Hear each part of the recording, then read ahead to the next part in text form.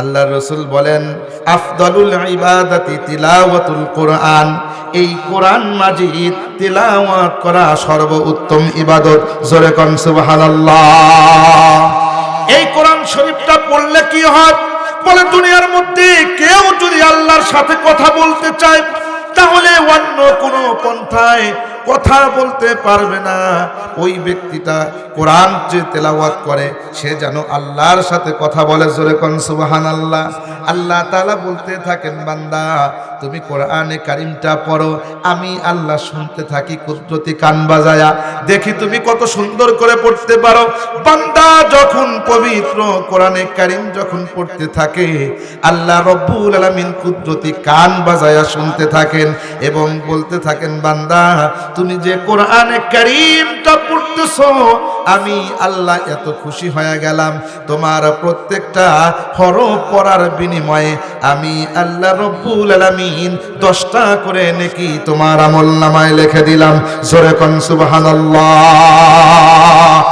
এই কোরআন পড়লে কত লাভ! আল্লাহর রাসূল সাল্লাল্লাহু আলাইহি ওয়াসাল্লাম হাদিস শরীফের ভিতরে বললেন, এই মানুষের ভিতরে দেখেন পার্থক্যটা দেখেন, এই কোরআন যে ব্যক্তি পড়া জানে আর যে ব্যক্তি পড়া জানে না, দুই ধরনের মানুষ কি সমান নাকি? আল্লাহর রাসূল সাল্লাল্লাহু আলাইহি ওয়াসাল্লাম বলেন তারা কখনো সমান হতে পারে না।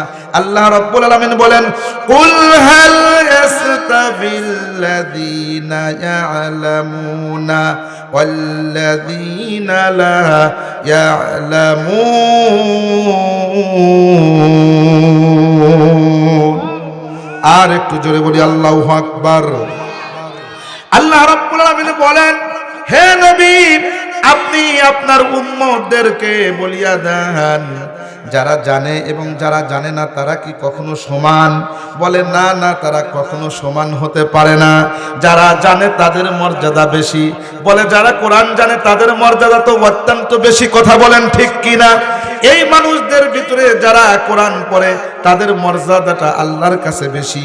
আমার চাইতে অনেক ছোট মানুষ আছে, বড় মানুষ আছেন, আমি তো আপনাদের চাইতে অনেক ছোট। এই জায়গার ভিতরে বসেছি, বলুন তো কিসের বরকতে? আর একটু জোরে বলুন কিসের বরকতে? একজন মানুষ নামাজ পড়ে আর একজন মানুষ নামাজ পড়ায় গো। যিনি নামাজ পড়ান তেনার কিরাত পড়তে হয়। কথা বলেন ঠিক কিনা? যেই লোকটা ইমামতি করতেছে সামনে নেতা হয়ে গেল কার বরকতে? কোরআনের বরকতে। এই কোরআনটা যার সাথে লাগে তার মর্যাদা বেড়ে যায়। আল্লাহর রাসূল বলেন এই কোরআন যার অন্তরের ভিতরে থাকবে গো, শুধু থাকবে না, কোরআন থাকার কারণে হালালকে হালাল বলবে, হারামকে হারাম জানবে। জানার পরে এইরকম ভাবে যদি জীবন অতিবাহিত করে দিতে পারে, আল্লাহর রাসূল বলেন একজন হাফেজ ব্যক্তি কিয়ামতের ময়দানে 10 জন ব্যক্তিকে সুপারিশ করার মর্যাদা লাভ করবে। জোরে কোন সুবহানাল্লাহ। আমার বন্ধুগণ, এই কোরআন শরীফটা পড়ার কারণে একজন ব্যক্তি যদি হাফেজ হয়ে গেল, ওই ব্যক্তি হাফেজ হওয়ার কারণে আল্লাহ রব্বুল আলামিন কিয়ামতের ময়দানে বলবেন পড়ো, তুমি কোরআন পড়তে থাকো এবং একটা করে তালা উপক্রম করতে থাকো, অতিক্রম করতে থাকো। আল্লাহু আকবার বলেন। আল্লাহর বান্দা কোরআন তেলাওয়াত করতে থাকবে, একটা করে তালা অতিক্রম করতে থাকবে, এইরকম ভাবে উঠতে থাকবে উঠতে থাকবে। কোরআনের মর্যাদার করার কারণে, কোরআনটা অন্তরে ধারণ করার কারণে আমার আল্লাহ রাব্বুল আলামিন বলবেন আমার বান্দা অন্তরের ভিতরে কোরআনকে হিফজ করেছে, যার কারণে তার পিতা মাতার মাথার উপরে নূরের মুকুট আমার আল্লাহ দান করবেন। জোরে কোন সুবহানাল্লাহ। এই মুকুটের পাওয়ার কত হবে? বলে সূর্যের আলোর চাইতে 1000 গুণ বেশি। আল্লাহু আকবার। সূর্যের আলোর চাইতে 1000 গুণ বেশি গো। এত পাওয়ারফুল মুকুট আল্লাহ রাব্বুল আলামিন দিবেন। ওই নূরের মুকুটের আলোর কারণে আল্লাহর বান্দা দেখে দেখে জান্নাতের ভিতরে চলে যাবে। জোরে কোন সুবহানাল্লাহ। এই কোরআন পড়লো, কোরআন পড়ে হক্কানি হাফেজ হলো, হক্কানি আলেম হয়ে গেল। আমি হক্কানি শব্দটা লাগাইলাম কেননা হক্কানি যদি না হয়, আলেম হয়ে যদি গুমরার পথে চলে যায়, অন্যায় অবিচার করে, তাহলে এর ভিন্ন রকম শাস্তি আছে। কথা বলেন ঠিক কিনা? হক্কানি আলেম হলো, আল্লাহর রাসূল বলেন কোন ব্যক্তি যদি আলেমের সাথে মুসাফাহা করলো, সে যেন আমি রসুলের সাথে মুসাফাহা করলো। সুবহানাল্লাহ বলেন। কোন ব্যক্তি হক্কানি আলেমের চেহারার দিকে তাকাইলো, সে যেন আমি রসুলের চেহারার দিকে তাকাইলো। সুবহানাল্লাহ বলেন। আল উলামা ওয়ারাসাতুল আম্বিয়া, যেহেতু উলামায়ে কেরাম তারা হলো নবীদের ওয়ারিস, আল্লাহ রসুল সাল্লাল্লাহু আলাইহি ওয়াসাল্লাম বলেন, কোন ব্যক্তি আলেমের সাথে বসলো, হক্কানি আলেমের সাথে বসলো, ওই ব্যক্তি যেন আমি রসুলের সাথে বসলো। আর যে ব্যক্তি রসুলের সাথে বসলো, ওই ব্যক্তি আমি রসুলের সাথে জান্নাতের ভিতরে থাকবে। জোরে কোন সুবহানাল্লাহ। আমার বন্ধুগণ, গভীরভাবে লক্ষ্য করবেন, আল্লাহ রাব্বুল আলামিন অত্যন্ত সুন্দর করে পবিত্র কোরআনে কারীমের ভিতরে বলেন, যালিকাল কিতাবু লা রাইবা ফীহি হুদাল লিল মুত্তাকিন।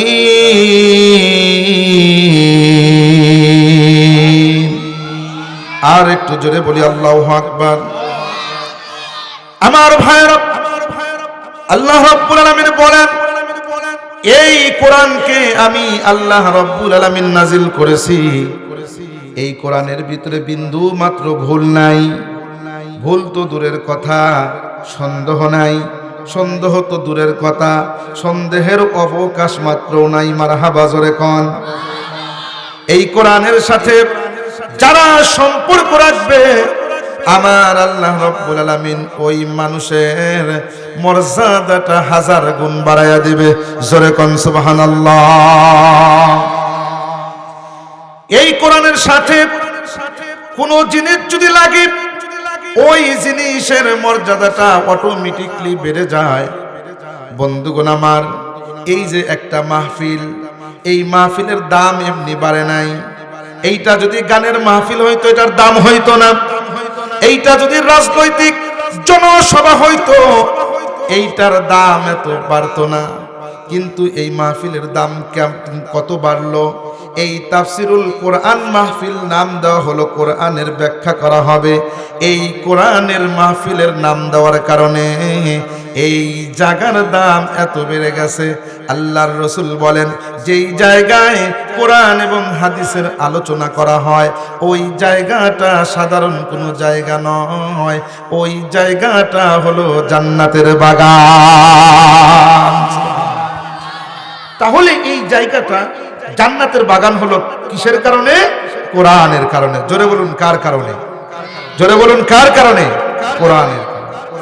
এই কোরআনের এত দাম। এই যে একটা কাগজ দেখতেছেন আপনারা, এই কাগজটা মানুষ ফালাইয়া দিলে পরেও কোনো গুনাহ হবে না। ওযু ছাড়া যদি কেউ ধরে গুনাহ কি হবে? গুনাহ হবে না। কিন্তু আপনাদেরকে বলতে চাই, এটাও তো একটা কাগজ। এই কাগজটা যদি কেউ ওযুবিহীন অবস্থায় যদি স্পর্শ করতে চায়, পারবে কি? বলে পারবে না। কেন পারবে না? বলে এর সাথে কোরআন লেগেছে, কোরআনের অক্ষরগুলো লিপিবদ্ধ হয়েছে, যার কারণে এত মর্যাদা বেড়ে গিয়েছে। ওযু ছাড়া স্পর্শ করা যায় না, এই কোরআনটা বুকে নেওয়া যায়। এই কোরআনের কাগজগুলোর দাম অত্যন্ত বেড়ে গেছে। বলে কিসের কারণে? বলে কোরআনের হরফগুলো এর ভিতরে থাকার কারণে। বন্ধুগণ আমার, এই যে আপনারা দেখেন, এই কোরআনটা রাখার জন্য রেওয়াল লাগে, লাগে কি লাগে না? রেওয়ালটা তৈরি করা হয়েছে একটা কাঠ দ্বারা অথবা প্লাস্টিক দ্বারা। ওর চাইতেও দামি প্লাস্টিক, ওর চাইতেও দামি কাঠ আপনার বাড়িতে খাটে আছে। সেগুন কাঠ দিয়ে অনেক কিছু বানাইছেন, আপনি আকাশমণি কাঠ দিয়ে বানাইছেন, কিন্তু সামান্যতম একটা কাঠ, মাত্র অল্প দামের 60-70 টাকা দামের একটা কাঠ দিয়া আপনি একটা রেওয়াল নিয়ে আসলেন। ওই রেওয়ালের মর্যাদাটা কত? বলে পায়ের সাথে যদি একটু স্পর্শ লাগে, সঙ্গে সঙ্গে মানুষ চুমো খায়। ওই রেওয়ালটা মানুষ কোরআন শরীফ যেখানে থাকে সেই জায়গায়, উঁচু জায়গায় রাখে। এই কাঠের দামটা এমনি এমনি বাড়ে না, ওই কাঠের দাম বাড়েছে কোরআনের কারণে। কথা কোন ঠিক কিনা? আমার ভাইয়েরা, গভীরভাবে লক্ষ্য করবেন। এমনি বানোয়াট কোনো কথা বলবো না। কোরআন এবং হাদিস থেকে কথা বলার চেষ্টা করব। আপনাদেরকে বুঝাইতে চাই, এই কোরআনে কারিমের উপরে একটা জামা পরানো হয়, কথা কোন ঠিক কিনা, যেইটাকে কেউ বলে জুজদান, কেউ বলে গিলাপ। ওটা হলো একটা কাপড়। এই কাপড়ের দামটা বাড়লো কিভাবে? বলে এই কাপড়টা সাধারণ একটা সামান্যতম কাপড়, কিন্তু কোরআনের সাথে লাগানোর কারণে, কোরআনের সাথে থাকার কারণে, কোরআনের সংস্পর্শ পাওয়ার কারণে এই কাগজের দামটা, এই কাপড়ের দামটা এত বেড়ে গেছে। কাপড়টা নিচে পড়লে পরে চুমু খায়, বুকের সাথে লাগায়, এই কাপড়টা সুন্দর করে ধোয়া পরিষ্কার করে রেখে দেয়। কারণ কি? বলে কারণ হলো কোরআনের সাথে সম্পর্ক রাখার কারণে দাম বেড়ে গেছে, কথা কোন ঠিক কিনা? আমার কথা ভালো করে বুঝবেন। একটা কাগজের দাম যদি কোরআনের সংস্পর্শে থাকার কারণে বেড়ে যায়, একটা কাঠের দাম যদি বেড়ে যায়, একটা কাপড়ের দাম যদি বেড়ে যায়, মানুষ যদি কোরআনের সাথে সম্পর্ক রাখে, ওই মানুষের দামটাও 1000 গুণ বেড়ে যায়। কথা বলেন ঠিক কিনা? কেন বেড়ে যায়? আল্লাহ রাসূল সাল্লাল্লাহু আলাইহি ওয়াসাল্লাম বলেন, খায়রুকুম মান তাআল্লামাল কুরআনা ওয়া আল্লামা, আও কামা ক্বালা আলাইহি সালাতু ওয়াসসালাম। আল্লাহর রাসূল বলেন, তোমাদের ভিতরে সর্বশ্রেষ্ঠ ওই ব্যক্তি যিনি কোরআন মাজিদ নিজে শিক্ষা করেন এবং অপরকে শিক্ষা দেন। কোরআন মাজিদ শিক্ষা করা এবং কোরআন মাজিদ শিক্ষা দেওয়া, এইটা পৃথিবীর ভিতরে সর্বশ্রেষ্ঠ কাজ হয়ে গেল। এবং যেই মানুষটা শিখলো এবং শিখাইলো, ওই মানুষটার মর্যাদা এত বেড়ে গেল, বলে মুমিন এমন মর্যাদা বেড়ে গেল এই কোরআন শেখার কারণে, কোরআন শিখানোর কারণে এত মর্যাদা তার বেড়ে গেল গো। দুনিয়ার ভিতরে এমপির মর্যাদা এত নাই, মন্ত্রীর মর্যাদা এত নাই, প্রধানমন্ত্রীর মর্যাদা এত নাই, ডিসির মর্যাদা এত হবে না। দুনিয়ার MA pass, BA pass, IA pass যা দেখেন না কেন, এর মর্যাদার সাথে কখনো পারবে না। এর কারণ কি জানেন? দুনিয়ার অন্য অন্য শিক্ষাও তো রয়েছে, অনেক শিক্ষা করলেন, কিন্তু তার চাইতে এই লোকটার দাম কেন বাড়লো? বলে এই লোকটা দুনিয়ার সাধারণ কোনো বিষয় শিক্ষা করে নাই, এই লোকটা শিক্ষা করেছে আল কোরআন।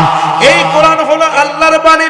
আল্লাহ রাব্বুল আলামিন বলেন, এই কোরআন আমার বাণী, এই কোরআনের সাথে যারা সম্পর্ক রাখবে তাদের মর্যাদাটা আল্লাহ তাআলা বাড়িয়ে দিবেন। জোরে কোন সুবহানাল্লাহ, আর একটু জোরে কোন সুবহানাল্লাহ।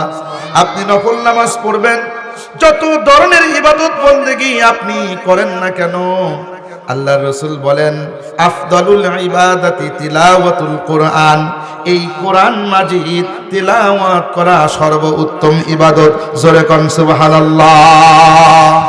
এই কোরআন শরীফটা পড়লে কি হয়? বলে দুনিয়ার মধ্যে কেউ যদি আল্লাহর সাথে কথা বলতে চায়, তাহলে অন্য কোনো পন্থায় কথা বলতে পারবে না।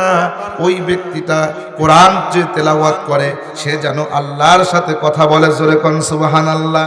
আল্লাহ তাআলা বলতে থাকেন, বান্দা তুমি কোরআনে কারিমটা পড়ো, আমি আল্লাহ শুনতে থাকি কুদরতি কান বাজায়া, দেখি তুমি কত সুন্দর করে পড়তে পারো।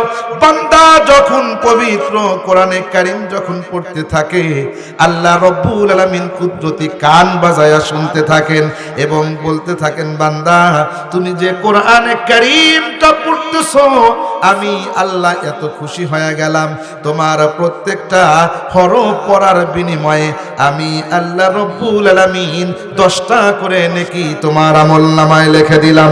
জোরে কোন সুবহানাল্লাহ। এই কোরআন পড়লে কত লাভ! আল্লাহর রাসূল সাল্লাল্লাহু আলাইহি ওয়াসাল্লাম হাদিস শরীফের ভিতরে বললেন, এই মানুষের ভিতরে দেখেন পার্থক্যটা দেখেন। এই কোরআন যে ব্যক্তি পড়া জানে আর যে ব্যক্তি পড়া জানে না, দুই ধরনের মানুষ কি সমান নাকি? আল্লাহর রাসূল সাল্লাল্লাহু আলাইহি ওয়াসাল্লাম বলেন, তারা কখনো সমান হতে পারে না। আল্লাহ রাব্বুল আলামিন বলেন, কুল হাল ইয়াস্তাবিল্লাযীনা ইয়ালামুনা ওয়াল্লাযীনা লা ইয়ালামুন।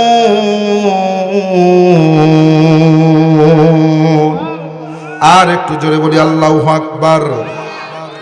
আল্লাহ রাব্বুল রাব্বুল আলামিন বলেন, হে নবী, আপনি আপনার উম্মতদেরকে বলিয়া দেন, যারা জানে এবং যারা জানে না তারা কি কখনো সমান?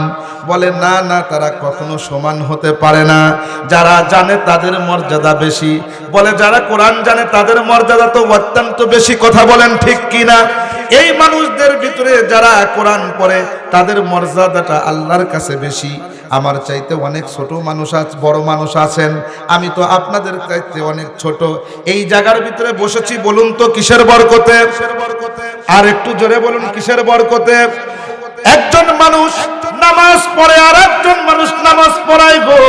যিনি নামাজ পড়ান তেনার কেরাত পড়তে হয়। কথা বলেন ঠিক কিনা? যেই লোকটা ইমামতি করতেছে সামনে নেতা হয়ে গেল কার বরকতে? কোরআনের বরকতে। এই কোরআনটা যার সাথে লাগে তার মর্যাদা বেড়ে যায়। আল্লাহর রাসূল বলেন, এই কোরআন যার অন্তরের ভিতরে থাকবে গো, শুধু থাকবে না, কোরআন থাকার কারণে হালালকে হালাল বলবে, হারামকে হারাম জানবে। জানার পরে এইরকম ভাবে যদি জীবন অতিবাহিত করে দিতে পারে, আল্লাহর রাসূল বলেন একজন হাফেজ ব্যক্তি কিয়ামতের ময়দানে 10 জন ব্যক্তিকে সুপারিশ করার মর্যাদা লাভ করবে। জোরে কোন সুবহানাল্লাহ।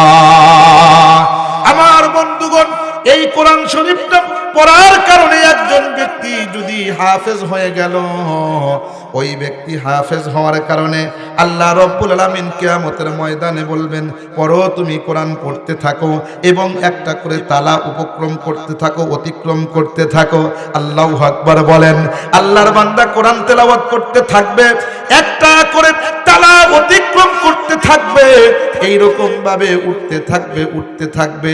কোরআনের মর্যাদার করার কারণে, কোরআনটা অন্তরে ধারণ করার কারণে আমার আল্লাহ রাব্বুল আলামিন বলবেন, আমার বান্দা অন্তরের ভিতরে কোরআনকে হিফজ করেছে, যার কারণে তার পিতা মাতার মাথার উপরে নূরের মুকুট আমার আল্লাহ দান করবেন। জোরে কোন সুবহানাল্লাহ। এই মুকুটের পাওয়ার কত হবে? বলে সূর্যের আলোর চাইতে 1000 গুণ বেশি। আল্লাহু আকবার। সূর্যের আলোর চাইতে 1000 গুণ বেশি গো। এত পাওয়ারফুল মুকুট আল্লাহ রাব্বুল আলামিন দিবেন। ওই নূরের মুকুটের আলোর কারণে আল্লাহর বান্দা দেখে দেখে জান্নাতের ভিতরে চলে যাবে। জোরে কোন সুবহানাল্লাহ। এই কোরআন পড়লো, কোরআন পড়ে হক্কানি হাফেজ হলো, হক্কানি আলেম হয়ে গেল। আমি হক্কানি শব্দটা লাগাইলাম কেননা হক্কানি যদি না হয়, আলেম হয়ে যদি গুমরার পথে চলে যায়, অন্যায় অবিচার করে, তাহলে এর ভিন্ন রকম শাস্তি আছে। কথা বলেন ঠিক কিনা?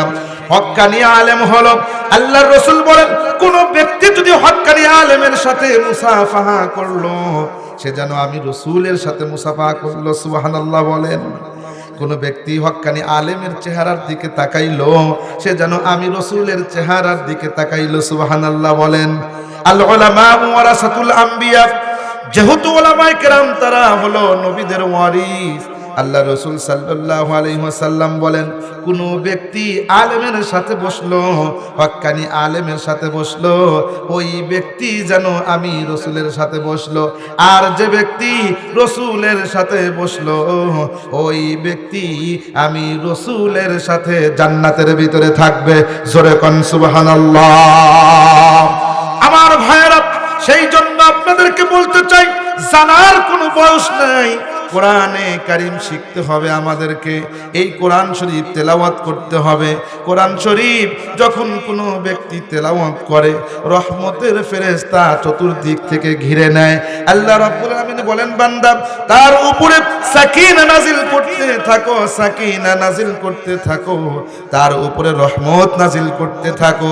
কেননা এই বান্দা আমার কালামুল্লাহ তেলাওয়াত করতেছে, আমার কালাম তেলাওয়াত করতেছে। সুবহানাল্লাহ বলেন। এই বান্দার মর্যাদা বৃদ্ধি করতে থাকো। যেই বান্দা তিলাওয়াত করবে, এই বান্দা যখন ইন্তেকাল করে যায়, বন্ধুরে আপনাদেরকে বলে যাই, অন্ধকার কবরের ভিতরে কোরআন তার সামনে সুপারিশ করার জন্য আসবে। আল্লাহর বান্দার কবরের ভিতরে যদি শাস্তি এসে যায়, কিতাবের ভিতরে লেখে গো, যখন শাস্তি মাথার দিক থেকে আসতে থাকবে, আল্লাহর একজন বান্দা, যুবক বান্দা কবরের ভিতরে এসে যাবে।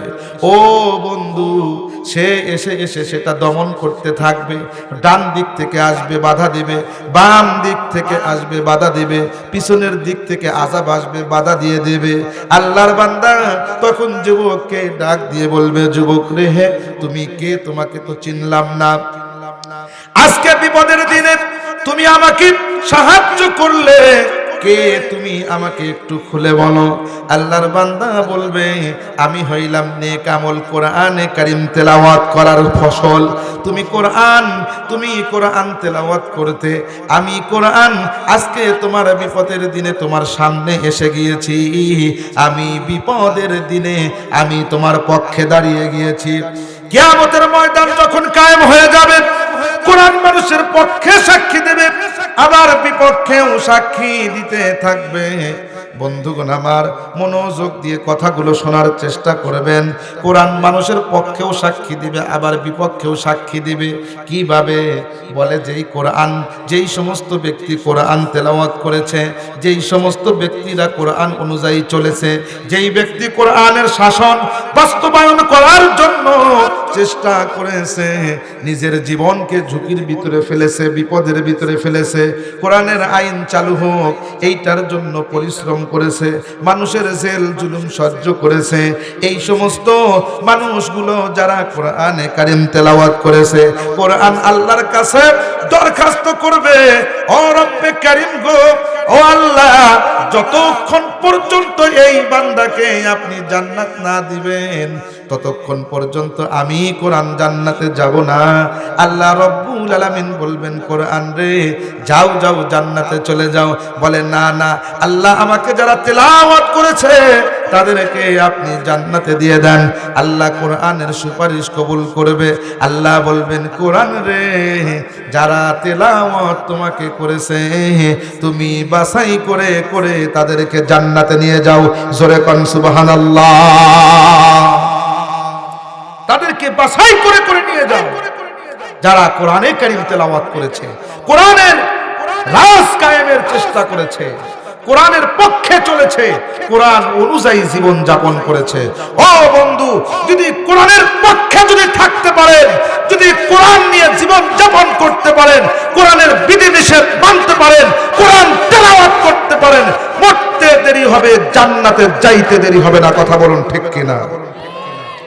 আর যদি কোরআনের বিপক্ষে চলে যাই, কোরআন তেলাওয়াত করলাম না, কোরআন শিখলাম না, আবার অনেকে শিখছে কিন্তু পড়ে না, ঘরের উপরে উঠায় রেখে দিয়েছে, উই পোকা কেটে খেয়েছে, ময়লা পড়ে গিয়েছে, ওই ব্যক্তির জন্য কোরআনের বদদুয়া। কোরআনের শাসন ব্যবস্থা কায়েমের চেষ্টা করে নাই, কোরআনের বিরুদ্ধে আচরণ করেছে। যারা কোরআনের বিরুদ্ধে কথা বলেছে তাদের পক্ষ অবলম্বন করেছে, এই সমস্ত মানুষদের বিপক্ষে কোরআন দাঁড়িয়ে যাবে।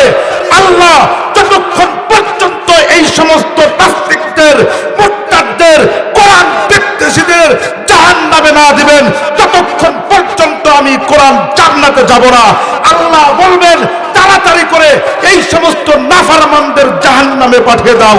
চিল্লায় বলুন নাউজুবিল্লাহ। সম্মানিত হাজিরিন, তখন তাদেরকে বাছাই করে করে জাহান্নামের ভিতরে প্রেরণ করা হবে। আমার বন্ধুগণ, সেই জন্য জীবন যতক্ষণ পর্যন্ত থাকে কোরআনের পক্ষে থাকবো তো ইনশাআল্লাহ। একটু হাত তুলে দেখাই ইনশাআল্লাহ। লিল্লাহে তাকবীর, লিল্লাহে তাকবীর। হাত নামান। আমরা কোরআনের পক্ষে আছি, কেননা আমাদের জীবন হলো কোরআনের জন্য, আমাদের জীবন হলো ইসলামের জন্য, আমাদের জীবন হলো অন্তরে ঈমান রাখার জন্য। ঈমান যদি না থাকে গো, আপনার এই জীবনটা দিয়ে কোনো দাম নাই। আল্লাহ রাসূল সাল্লাল্লাহু আলাইহি ওয়াসাল্লাম বলেন যে তোমরা কোরআনের জন্য কাজ করো, কোরআনের পক্ষে থাকো, কোরআন তেলাওয়াত করো, এই কোরআন অনুযায়ী যদি জীবন যাপন করো তাহলে তোমাদের জীবনের ভিতরে আছে সফলতা। যারা কোরআন প্রতিষ্ঠা করতে চায়, যারা কোরআনের মাহফিল দিতে চায়, যারা নেক কাজ করতে চায়, যারা ইসলামের পক্ষে কাজ করতে চায় গো, যারা নামাজ পড়তে চায় তাদের পক্ষ অবলম্বন করো। আর যদি তা করতে না পারো, অন্তত কোরআনের বিরোধিতা করো না, ওলামায়ে কেরামের বিরোধিতা করো না, তোমার কপালটা পুড়ে যাবে।